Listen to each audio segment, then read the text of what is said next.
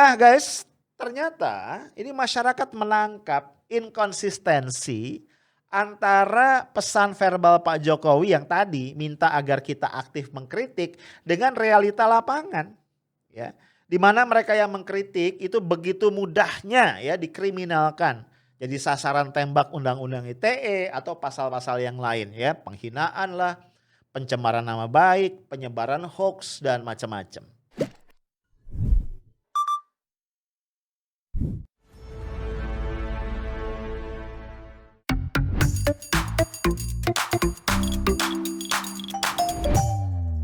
Halo guys, Jumat malam 12 Februari 2021 kita nongkrong lagi di Highlight ya. Mungkin lu ingat ya waktu meluncurkan laporan Ombudsman tahun 2020 ya. Ini hari Selasa 9 Februari yang lalu. Presiden Jokowi dalam sambutan virtualnya menghimbau kepada masyarakat, kepada kita semua nih ya, termasuk lu, gua ya, untuk lebih aktif mengkritik pemerintah. Nggak tahu kenapa ya, waktu gua denger itu tuh gua inget bahwa Pak Jokowi juga pernah ngomong kangen katanya di demo sama mahasiswa. Nggak taunya tuh doa Pak Jokowi terkabul ya. Waktu ribut-ribut pengesahan Omnibus Law Undang-Undang Ciptaker, lu inget ya, itu mahasiswa berbondong-bondong dengan elemen-elemen masyarakat yang lain juga mendemo Pak Jokowi. Dan hasilnya beberapa orang ditangkap ya. Semua pihak harus menjadi bagian dari proses untuk mewujudkan pelayanan publik yang lebih baik. Masyarakat harus lebih aktif menyampaikan kritik, masukan, ataupun potensi maladministrasi, dan para penyelenggara pelayanan publik juga harus terus meningkatkan upaya perbaikan-perbaikan. Nah guys, pernyataan Pak Jokowi tentang himbauan agar masyarakat aktif mengkritik ini juga dipertegas lagi nih oleh Menteri Sekretaris Kabinet Pak Pramono Anung ketika beliau menyampaikan sambutan secara virtual dalam rangka Hari Pers Nasional, sama ya hari Selasa 9 Februari. Di sana bahkan Pak Pramono mengatakan kritik yang tegas atau yang keras dan pedas ya dari masyarakat untuk pemerintah itu ibarat jamu yang akan membuat kerja-kerja pemerintah lebih terarah. Sebagai negara demokrasi, kebebasan pers merupakan tiang utama untuk menjaga demokrasi tetap berlangsung. Bagi pemerintah, kebebasan pers adalah sesuatu yang wajib dijaga. Dan bagi pemerintah, kebebasan pers, kritik, saran, masukan, itu seperti jamu, menguatkan pemerintah. Dan kita memerlukan kritik yang terbuka, kritik yang pedas, kritik yang keras. Karena dengan kritik itulah pemerintah akan membangun lebih terarah dan lebih benar. Sesuai dengan Undang-Undang Nomor 40 Tahun 99, kebebasan pers harus dijaga bersama. Karena kita meyakini dengan adanya fungsi kontrol ini, maka pemerintah dan juga masyarakat akan semakin baik dalam kehidupannya mengisi ruang-ruang demokrasi. Nah gue kalau mendengar kata-kata Pak Jokowi, Pak Pramono Anung ini kayak mendengar angin surga ya. Kita ngerasa nih demokrasi kita tuh so perfect ya, so sweet gitu ya. Sangat open, rakyat diminta untuk berpartisipasi dan persnya 100% bebas. Dahsyat kan? Negara mana coba yang kayak gitu? Tapi guys yuk kita cek dulu ya fakta-faktanya. Pertama guys, Muhammad Hisban Payu alias Is ini adalah mahasiswa Universitas Muhammadiyah Surakarta ya. Beliau ditangkap oleh polisi Jumat 13 Maret 2020.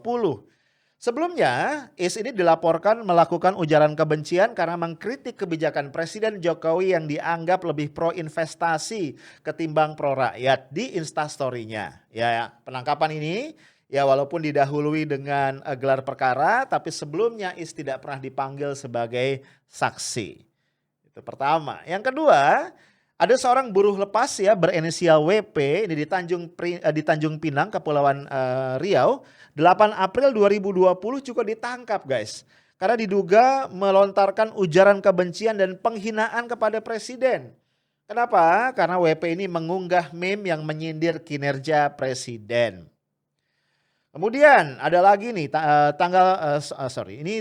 tanggal 20 Oktober 2017 ada 13 mahasiswa yang tergabung bersama ribuan mahasiswa lain dalam BEM seluruh Indonesia Mereka menggelar aksi memperingati 3 tahun pemerintahan Jokowi yang menuntut agar digelar sidang rakyat karena Jokowi dinilai telah gagal.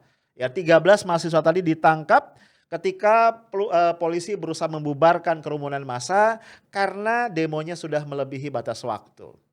Ya. Nah, yang keempat nih ada lagi kasus menarik ya. Kita tahu ada seorang aktivis ya, Dandi Dwi Laksono, yang ditangkap 28 September 2019 dengan tuduhan menebarkan ujaran kebencian ya. Terkait kritiknya mengenai kebijakan tentang Papua, kebijakan pemerintah mengenai Papua ya. Gak jauh dari sana Ananda Badudu juga ditangkap 27 Desember 2019 ya, sehari sebelumnya. Karena Ananda ini menggalang dana untuk mahasiswa yang sedang berdemo di gedung DPR. Kemudian juga ada 3 mahasiswa aktivis Kamisan di Malang yang ditangkap dengan tuduhan melakukan vandalisme ya. Coret-coret ya di fasilitas umum yang memicu kepanikan masyarakat. Menurut polisi begitu ya. Mereka menyampaikan sikap yang kontra terhadap ekonomi kapitalisme yang mereka anggap diadopsi oleh pemerintah. Nah, ada lagi nih guys. Ini contoh kelima yang berhasil gue kumpulin. Ada mantan anggota TNI, ya, Ruslan Buton, ditahan Bareskrim karena dituduh menimbulkan rasa kebencian, menghina penguasa dan menyebarkan berita bohong. Sebelumnya Ruslan mengunggah video yang viral ya, meminta Jokowi mundur karena dianggap gagal menyelamatkan warga di tengah pandemi corona. Nah guys, mungkin lu tahu ya bahwa penangkapan Ruslan Buton ini sempat memunculkan tagar Save Ruslan Buton ya, yang trending 29 Mei 2020 tahun lalu. Nah yang kemudian nih ada lagi nih, keenam ya, Juranda Aditya, warga Bangka Belitung ini ditangkap bulan Juli 2019 guys, dengan tuduhan menyebarkan ujaran kebencian. Jadi ceritanya yang bersangkutan ini cuma nge-repost ya, ada postingan terkait Andre Taulani ya yang diduga menghina Nabi. Nah dia nambahin di situ kata-kata yang oleh polisi dianggap menghina Presiden Jokowi. Kena deh, ditangkap ya. Yang ketujuh, ini contoh lagi ya, Mas Hadi. Pak Mas Hadi ini cuma seorang guru honorer dari Brebes ya, Jawa Tengah, yang kebetulan dia ikut demo ke Jakarta menuntut janji Presiden Jokowi yang ketika kampanye kalau gue nggak salah berjanji akan mengangkat guru honorer menjadi PNS. Nah atas apa yang dia lakukan ini Pak Mas Hadi ditangkap karena dianggap menghina Presiden. Ya.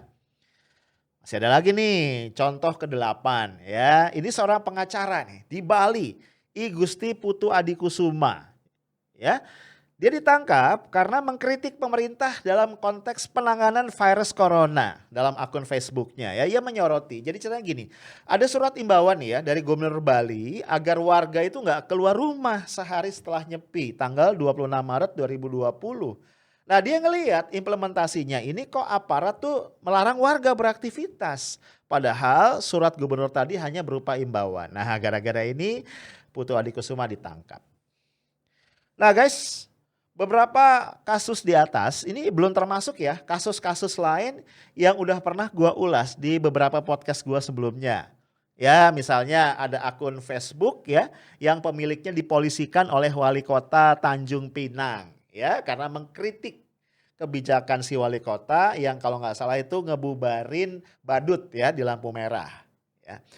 Kemudian juga ada ancaman yang dilontarkan oleh tim hukum Gubernur Kalimantan Selatan ya. Karena waktu banjir kemarin ada banyak banget netizen yang memparodikan statement gubernur dan wakilnya ketika kampanye ya untuk pilkada yang intinya bilang nih banjir itu lewat aja. Karena apa? Karena sungainya udah dikeruk. Nah, diparodikan, diancam, dilaporkan ya.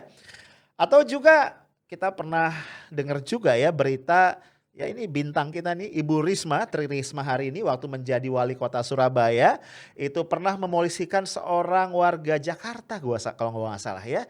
Karena si warga ini kesel ya soalnya ini kok ada apa-apa Anies disalahin, dia compare sama Risma, dia bilang Risma ini kodok betina tanda kutip ya, kesel yang dipolisikan gitu. Nah guys yang terbaru nih yang masih hangat banget ya. Cuitan dari penyidik senior KPK Pak Novel Baswedan ya. Jadi ceritanya Pak Novel Baswedan ini mengomentari kasus kematian Ustadz Mahir di dalam tahanan Mabes Polri. Ini juga dilaporin guys ke Bareskrim. Ya. Pelaporan itu dilakukan oleh seseorang bernama Joko Priyoski. Ini kayaknya orang tuanya gabungan antara orang Jawa sama Polandia kayaknya ya. Bercanda, ntar gue dipolisikan lagi. Ya, dilaporkan oleh Joko Priyoski, Wakil Ketua DPP Pemuda Pelajar dan Mahasiswa Mitra Kamtipmas PPMK. Gue juga baru dengar organisasinya ya, ini didirikan kapan ya?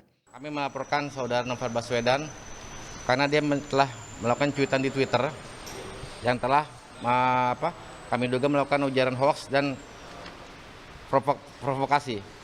Setelah kami dari Bareskrim, kami juga akan ke Dewan Pengawas KPK untuk melaporkan beliau karena bukan kewenangan beliau sebagai penyidik senior KPK untuk mengomentari soal kematian Ustadz Maher. Sementara itu, polisi telah menerima laporan yang ditujukan kepada Novel Baswedan. Polri akan mempelajari berkas laporan dan barang bukti yang dibawa pelapor. Pelapor membawa barang bukti berupa cuitan yang diklaim ditulis Novel Baswedan terkait dengan meninggalnya Ustadz Maher di tahanan Bareskrim. Dulu laporan-laporan masyarakat tentunya akan diterima oleh Polri, termasuk juga laporan terhadap saudara Novel Baswedan. Ya, tentunya kita terima, akan kita pelajari, dan tentunya juga akan Polri tindak lanjuti terhadap laporan yang disampaikan oleh warga masyarakat ini. Nah, ya kita lihat ya, tweetnya kayak apa sih? Tweet dari Pak Novel Baswedan ini. Ya, ini kita lihat ya, innalillahi wa inna ilaihi rojiun. Ustadz Maher meninggal di rutan Polri, padahal kasusnya penghinaan. Ditahan lalu sakit. Orang sakit kenapa dipaksakan ditahan? Aparat jangan keterlaluan lah, apalagi dengan Ustadz. Ini bukan sepele loh. Guys, jadi kan sangkaannya itu ya, itu adalah ujaran kebencian kalau gua nggak salah, kemudian juga diduga menyebarkan berita bohong dan juga akan dilaporkan nih oleh Joko Priyoski tadi juga ke Dewasnya KPK. Karena dianggap Novel Baswedan ini melakukan sesuatu di luar kewenangannya sebagai penyidik KPK. Kira-kira begitu. Nah, kalau kita lihat tweetnya ini menurut gua isi tweetnya Pak Novel ini biasa banget ya. Gak ada sesuatu yang istimewa gimana gitu ya. Jadi gua gak ngerti nih kalau dibilang ada hoax, di mana hoaxnya? Dia kan cuman bilang apa tadi? Dia cuman bilang nih kasusnya penghinaan nih. Ustadz Maher tuh ditangkap karena kasus penghinaan, ditahan lalu sakit. Nah, kalau jelas tahanan sakit nih ngapain dipaksa ditahan gitu loh. Itu doang yang diomongin ya. Lalu salahnya di mana gue nggak nemu, beneran. Ya. Nah, jadi akhirnya guys, gue bisa paham kalau muncul beberapa spekulasi ya. Yang agak jauh sih tapi masuk akal. Ini kan menyangkut Novel Baswedan ya, seorang penyidik senior KPK.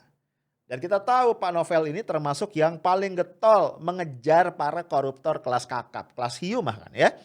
Dan saat ini sedang punya pekerjaan besar guys. Antara lain nih, membongkar tuntas kasus korupsi bansos di Kemensos. Yang melibatkan Juliari Batubara dan beberapa tersangka lain, ada total 5 ya. Yang sudah ditangkap atau ditahan KPK. Dan juga nih penyelidikan lagi lanjut nih ya. Ada 2 misalnya anggota dewan dari PDIP yang mulai diselidiki dan belum yang lain lagi. Nah, wajar kalau tadi ada dugaan bahwa ini jangan-jangan nih ya pengaduan terhadap Novel Baswedan ini merupakan bagian untuk mengganggu atau memecah konsentrasi Pak Novel dalam melaksanakan tugas-tugasnya itu. Apalagi kalau kita ingat ya, ini bukan gangguan yang pertama loh ya. Sebelumnya Pak Novel pernah disiram air keras. Dan pelakunya guys itu cuma dituntut hukuman yang sangat ringan dengan alasan itu bukan kesengajaan. Kacau ya. Kemudian juga kita tahu ya, mendadak muncul lagi isu mengenai Taliban di KPK. Yang disorot siapa lagi? Kalau bukan Pak Novel Baswedan dan beberapa penyidik senior ya yang dianggap tanda kutip radikal. Nah ini yang kita sayangkan ya. Jadi kayaknya ini apa corruptors fight back kayaknya gitu ya. Atau juga ada kepentingan-kepentingan yang merasa terganggu. Nah guys, ternyata ini masyarakat menangkap inkonsistensi antara pesan verbal Pak Jokowi yang tadi minta agar kita aktif mengkritik dengan realita lapangan, ya. Di mana mereka yang mengkritik itu begitu mudahnya ya dikriminalkan. Jadi sasaran tembak undang-undang ITE atau pasal-pasal yang lain ya, penghinaan lah, pencemaran nama baik, penyebaran hoax dan macam-macam.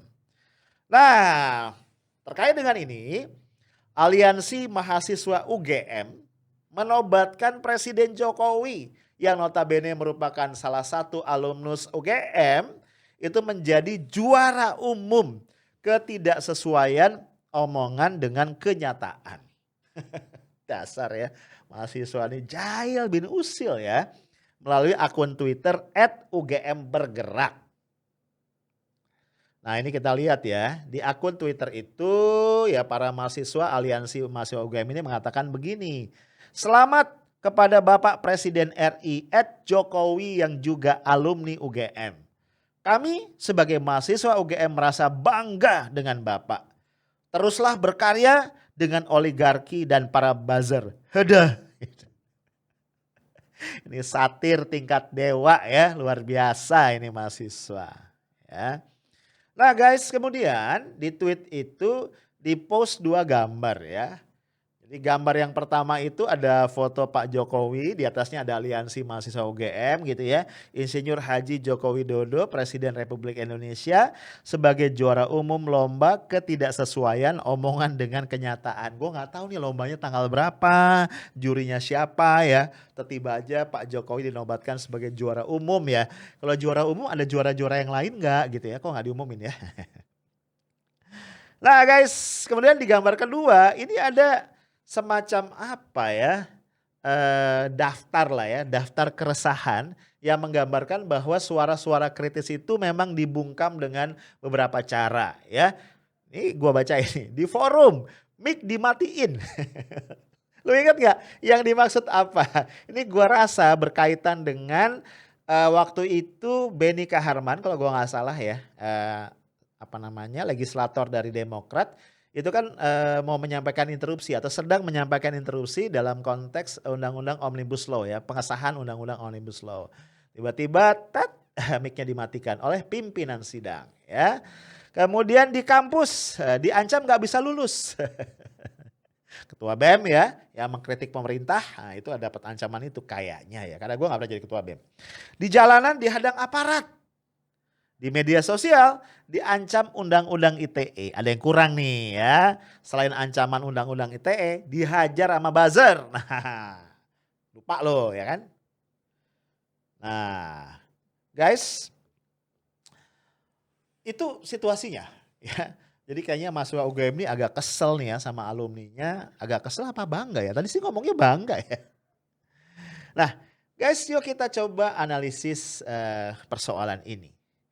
Jadi guys, kalau kita lihat dari teori sosiologi, itu ada satu teori yang menarik. Teorinya sederhana, tapi menurut gua cukup powerful untuk mengebedah fenomena ini. Ya, teori ini adalah teori impression management. Pakar yang menggunakan teori ini atau mengungkapkan teori ini banyak, tapi satu yang gua sering kutip adalah Erving Goffman. Ini sebenarnya teori lama ya. Jadi intinya sebenarnya guys, teori ini bercerita bahwa orang itu sebenarnya sudah men-set up impresi atau kesan apa yang ingin dia tangkap, ingin ditangkap oleh orang lain tentang dirinya. Jadi gua nih misalnya ya sadar atau enggak, gua tuh udah ngeset. Gua pengen lu semua ya itu dapat kesan apa tentang gua.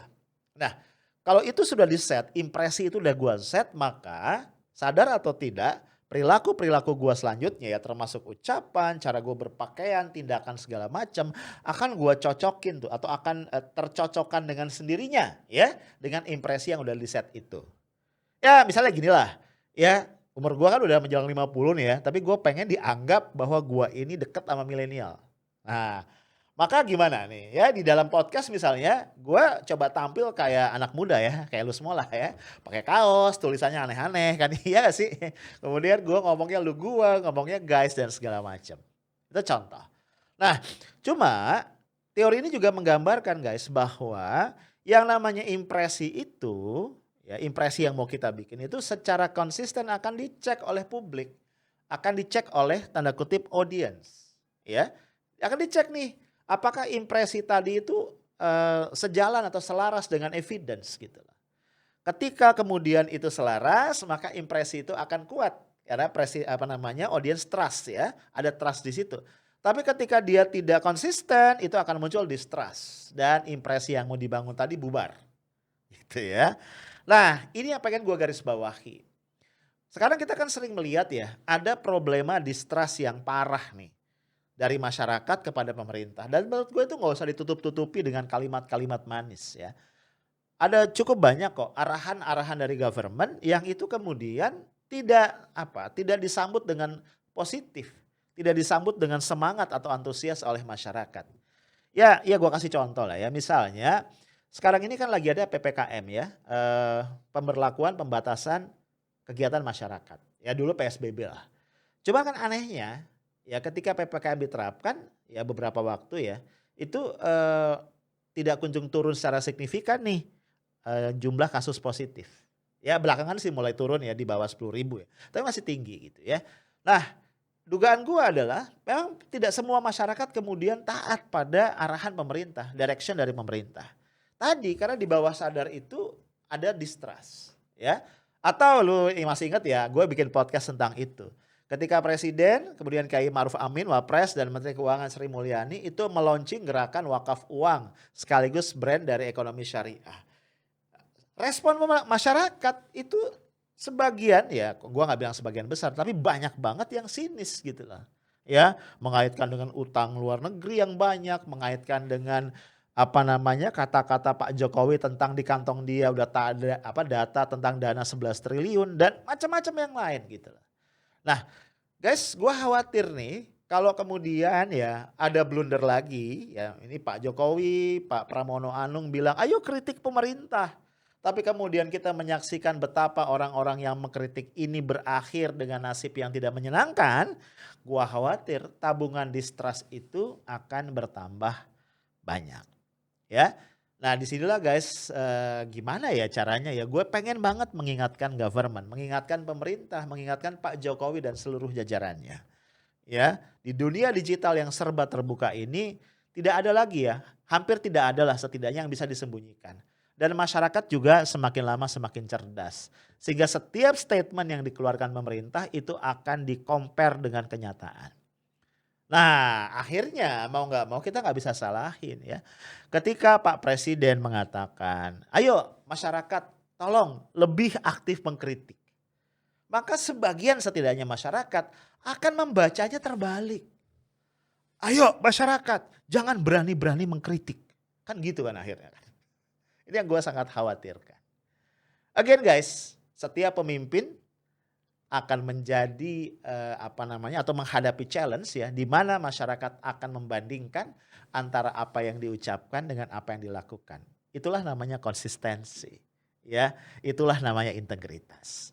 Ketika itu bisa dibuktikan, maka trust akan kuat dan si pemimpin akan bisa mengarahkan masyarakat atau rakyat yang dipimpinnya dengan relatif mudah. Sebaliknya, ketika integritas tadi sulit dibuktikan, maka pemimpin akan kehilangan trust dari masyarakatnya. Itulah hukum alam guys dalam kepemimpinan alias sunatullah. Stay tough, smart and professional. Assalamualaikum warahmatullahi wabarakatuh.